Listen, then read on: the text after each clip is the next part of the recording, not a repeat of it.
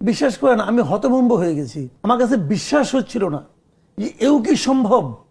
মানে কি পরিমাণ হিপোক্রেট হতে পারে এই লোকগুলো। উনি একজন ডাক্তার মানুষ, উনি এখানে দাঁড়াই বলতেছেন যে উনি যুক্তরাষ্ট্রকে ধন্যবাদ দিচ্ছেন কারণ যুক্তরাষ্ট্র মধ্যপ্রাচ্যের যুদ্ধ থামানোর উদ্যোগটা নিয়েছে।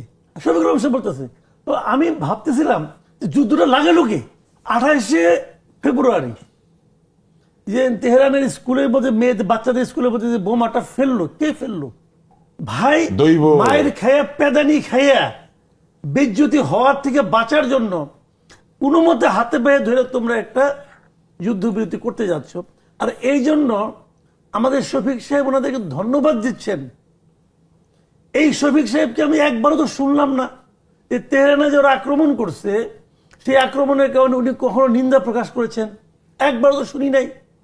উনি তো আবার জামায়াতে ইসলাম, ইসলাম তো না, উনি তো ইসলামের নামধারী প্রতিষ্ঠানের সংগঠনের উনি আমির।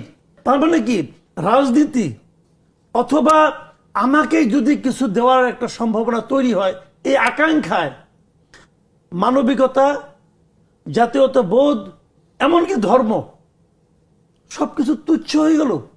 মানে আমি হতভম্ব হয়ে গেছি যে এই লোকটা এত বড় হিপোক্রেট কি করে হয়। এবং আনফরচুনেট কি এই হিপোক্রেটদের আমরা সংসদে পাঠাইছি, এই হিপোক্রেটদের হাতে আমরা দায়িত্ব দিয়েছি যে আমাদের ভাগ্য তোমরা নিয়ন্ত্রণ করো।